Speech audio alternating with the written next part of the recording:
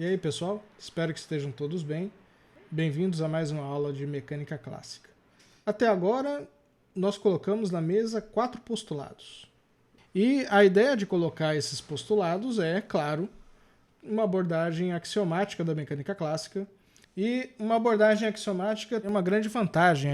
A grande vantagem é que a gente pode ter um ponto de vista mais construtivo da mecânica e, ao mesmo tempo, nós podemos fazer com que o arcabouço teórico seja o mais preciso possível, com conceitos e definições que são utilizados com precisão, né? Agora, tem uma beleza de fazer isso que, no processo de você axiomatizar uma teoria, no sentido científico, você tem que pensar nos conceitos e na utilização dos elementos da sua teoria. Os 4 postulados que nós utilizamos até agora não são suficientes, claro, para me definir completamente todo o arcabouço teórico da mecânica clássica, então a gente vai prosseguir aqui. A ideia é a gente falar especificamente de um conceito que é a energia mecânica ou energia total de um sistema. Então, qual é a ideia de hoje? A ideia é a gente continuar essa construção axiomática da mecânica clássica. Nós vamos esbarrar num conceito importante que é chamado de energia, pelo menos nessa aula, tá certo? Quais são os postulados que nós temos até aqui? Postulado 1, posição de uma partícula é representada por um ponto no espaço euclidiano.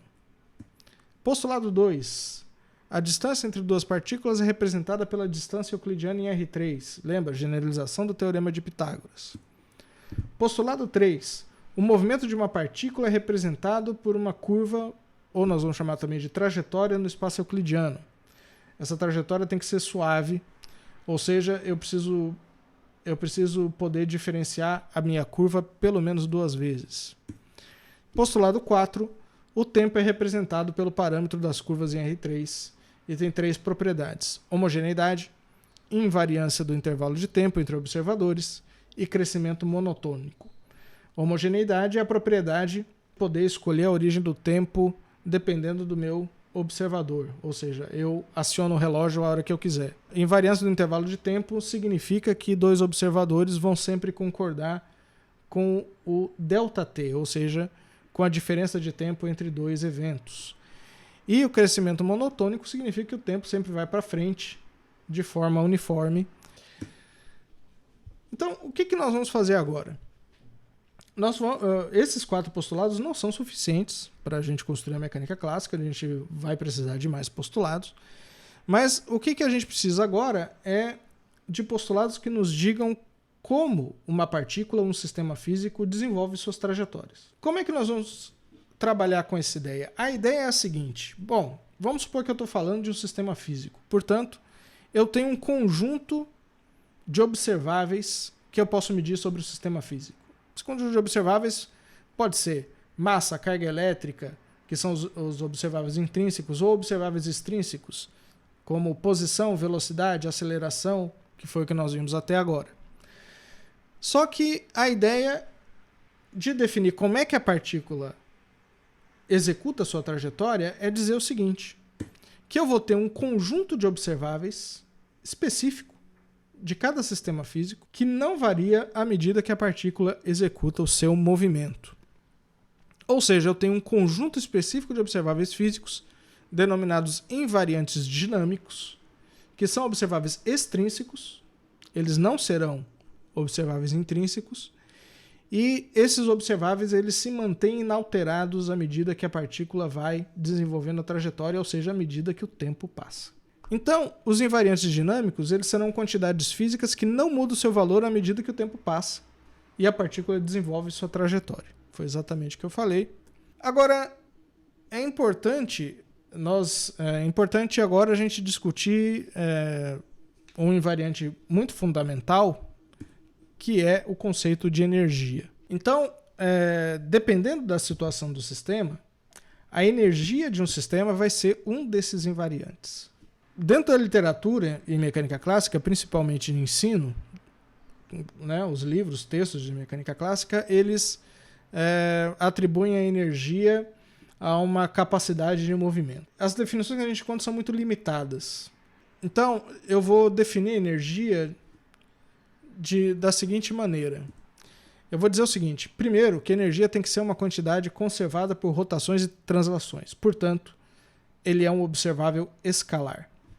Segundo, a energia é um observável aditivo, ou seja, possui várias origens, ela pode vir de várias propriedades do sistema físico, e que no final eu posso somar essas propriedades, essas energias, para me dar uma energia total.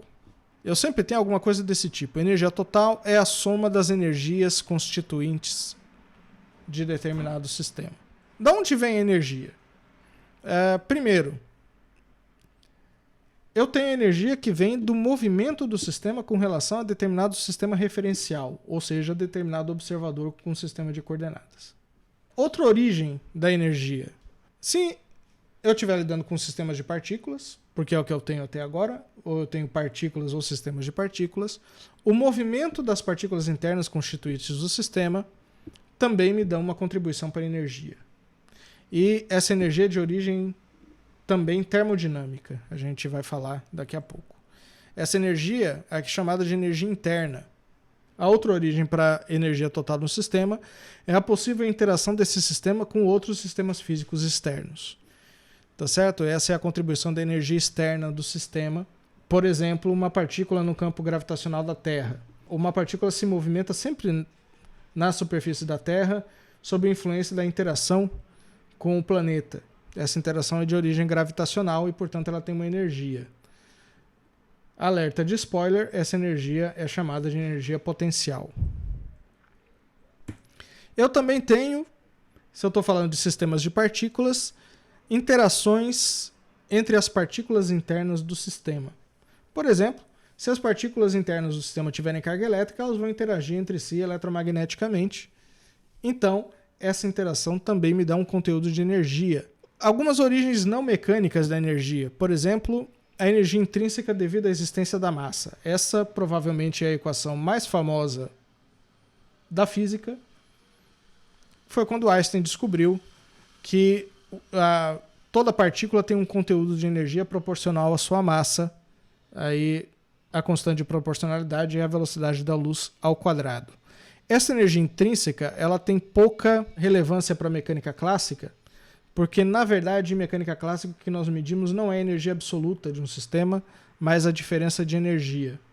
E como quase sempre a massa é conservada nos sistemas físicos, ou aproximadamente conservada, esse conteúdo aqui de energia geralmente sempre se cancela. E eu tenho a energia dos campos de interação. Falei do caso, por exemplo, das partículas carregadas que podem interagir entre si.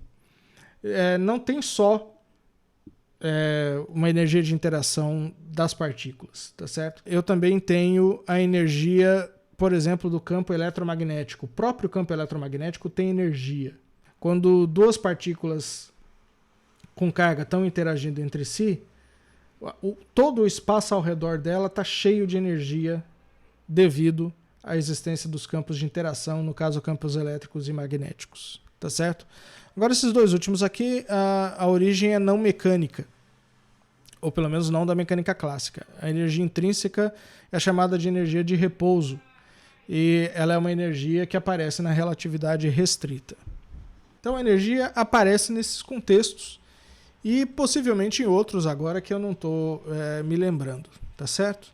Agora, para acomodar essa ideia de que o movimento sobre uma trajetória deixa invariante o conjunto específico de observáveis físicos, eu vou colocar agora dois postulados, tá certo? Que vão me dizer como é que uma partícula ou um sistema de partículas se move nas suas trajetórias. Tem um postulado que eu não posso fugir, que é o princípio da inércia, também conhecido como primeira lei de Newton. Esse não tem jeito, preciso ter. Eu vou formular o princípio da inércia da seguinte forma. Existe uma classe especial de sistemas referenciais, que são chamados referenciais inerciais, para os quais a velocidade v de uma partícula livre é constante. A necessidade desse princípio tem sido debatido ao longo do tempo. Alguns autores acham que ele não é realmente necessário. Acho que esses autores estão errados. Esse princípio é fundamental, principalmente para eu definir a classe de referenciais inerciais. Então, o referencial inercial é aquele que, quando ele vai medir a velocidade de uma partícula, a velocidade da partícula é constante se a partícula é livre, ou seja, se a partícula não estiver interagindo. Se eu tiver pelo menos um referencial inercial, todos os outros referenciais que se movem com velocidade constante com relação ao primeiro referencial inercial são referenciais inerciais. Então, se eu encontrar um referencial inercial, eu tenho infinitos referenciais inerciais. Tá certo? E nesses referenciais, quando eu olho para uma partícula livre, ela executa uma trajetória retilínea uniforme. Essa é a primeira lei de Newton. Dela eu não escapo.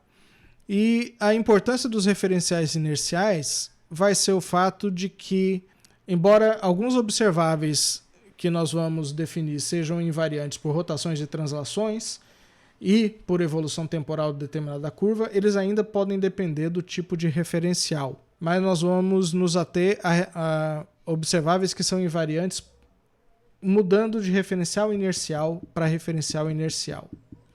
Então, os referenciais inerciais eles vão ser um tipo especial de referencial que nós vamos usar na mecânica clássica o tempo todo. Esse tipo de referencial são aqueles referenciais especiais que eu me referi no início do curso para dizer que a mecânica clássica tem um problema com referenciais, tá certo? Ela só admite a invariância de determinados observáveis entre referenciais inerciais e não entre quaisquer referenciais, tá certo? Agora eu vou colocar um postulado 6 e vou dizer o seguinte: se o sistema é isolado, ou seja, se eu tenho um sistema de partículas que pode até interagir entre si as partículas, mas não interage com nenhum sistema externo, eu chamo esse sistema de isolado, a energia total desse sistema é preservada durante o seu movimento. Ou seja, se um sistema é isolado, não importa o que aconteça com ele, a energia total se preserva.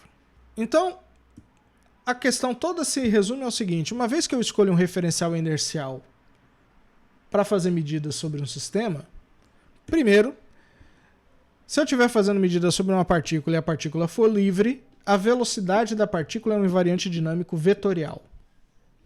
Ou seja, é o vetor que se preserva, não é só o módulo. Isso é muito importante. Segundo, a energia de um sistema de partículas que não interage com outros sistemas é um invariante dinâmico escalar.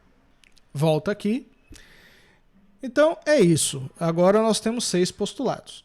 Bom, por enquanto é isso. Vou deixar vocês com um texto sobre o assunto e espero que vocês tenham uma ótima semana e até o próximo vídeo.